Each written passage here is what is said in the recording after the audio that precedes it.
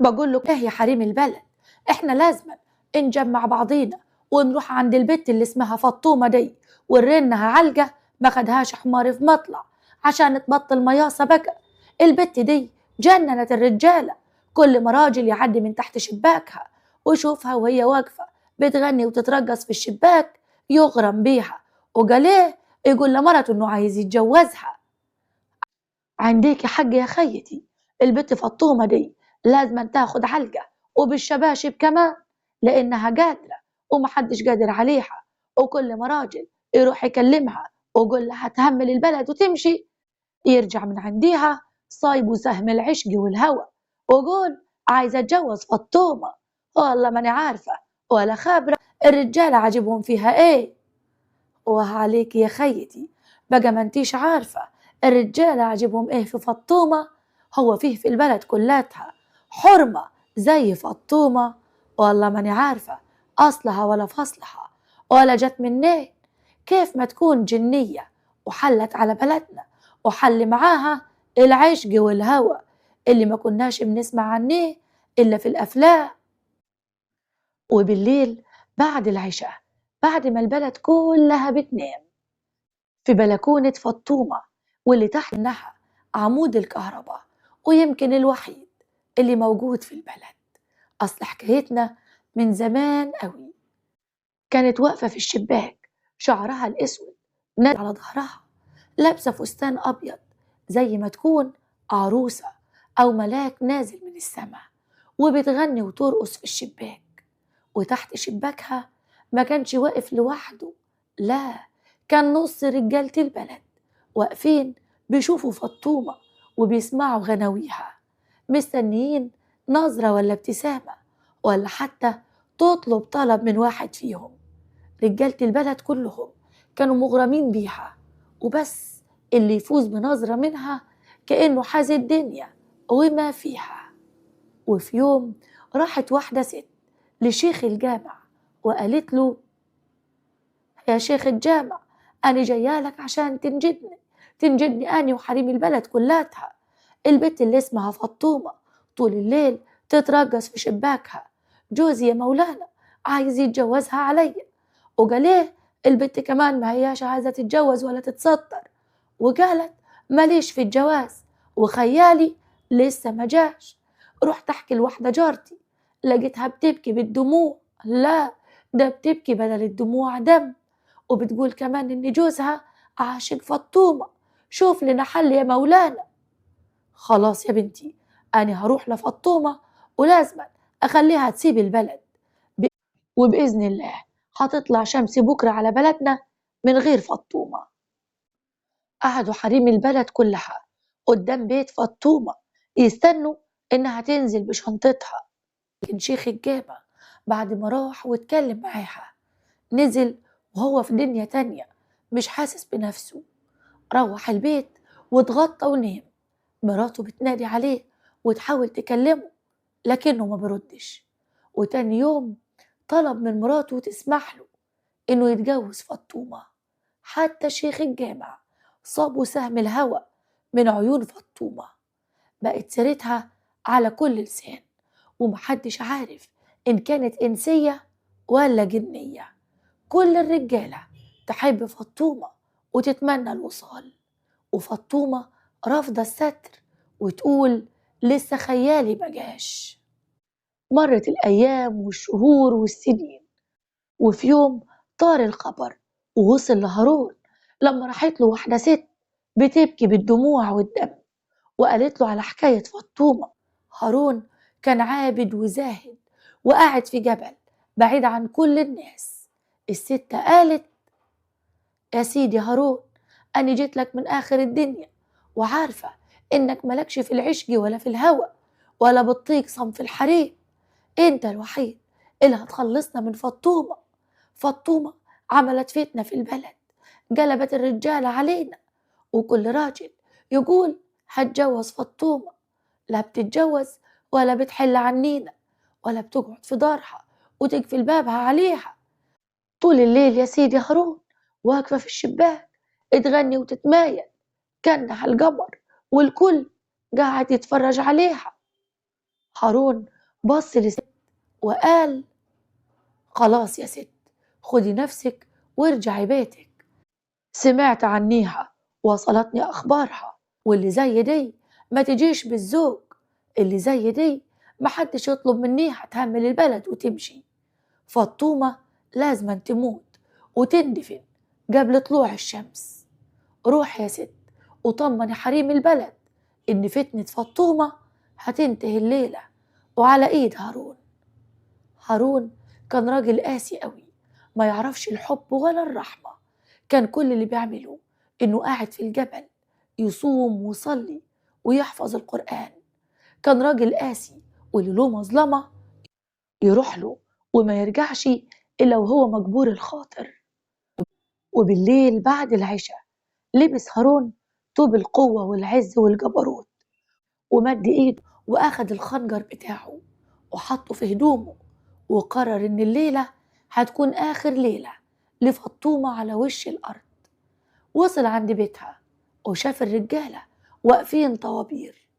أول ما شافوه فزعوا وجريوا قدامه زي الكتاكيت اللي خايفة من الديب. قرب من بيتها ونادى عليها وقال: انت يا حرمة يا اللي اسمك فاطمة، انزل هنا، هارون رايد يتحدث معاكي. فاطمة بص من شباكها، وأول ما شافته نزلت تجري. كانت لابسة فستان مبين أكتر من اللي مغطيه. نزلت وقفت قدامه وقالت: ياه، أخيرا جيت يا هارون، أخيرا سمعت عني وقالولك روح اقتلها. جاي تقتلني يا هارون؟ وماله، أنا مش هزعل، أنا هبقى أسعد واحدة في الدنيا. عارف ليه؟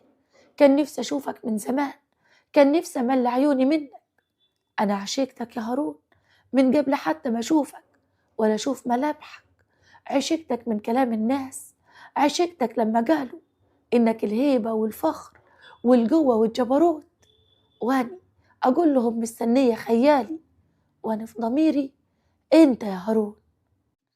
هارون حاول يلملم شتات نفسه وبصلها وقال: قدامي فرصة واحدة تستري نفسك وترجع لربك وتلزمي دارك تعيشي في بلدنا، غير كده هتبقى نهايتك يا فطومة. انت ازاي قابلة على حالك تبيني جسمك؟ ازاي قابلة على حالك ان الرجالة تقف تحت شباكك تشتهيكي؟ ما فكرتيش في آخرتك؟ ما فكرتيش لما تقابلي ربك هتقولي له ايه؟ روحي اتوضي واغسلي ذنوبك وصلي فرضك وابكي على سجادتك وقولي: يا رب سامحني واهديني، وبيني وبينك 7 ليالي، لا إما تتعدلي وتبقي كيف حريم البلد الطاهرة العفيفة، يا إما ندفنك بإيدي يا فطومة. مشي هارون وفطومة دموعها نزلت كأنها عيلة صغيرة قدام أبوها اللي بيكلمها. فطومة رجعت أوضتها وقفلت شباكها، وبدأت الأيام تمر والليالي طويلة طويلة على العشاق اللي واقفين تحت شباك فطومة. لكن الشباك بقاله ياما ما اتفتحش، ولا الصوت الحلو صوت الأغاني اشتغل من تاني. وعند هارون اللي كان طول الوقت عابد وناس الدنيا واللي فيها، شيطان وخان وصورها له إن هي دي اللي هتغير حياته. هارون كان كل ما يغمض عينيه يشوف فطومة، يفتح عينيه يشوف فطومة، حب بيها وتمناها. وأخد قراره بعد ال7 أيام.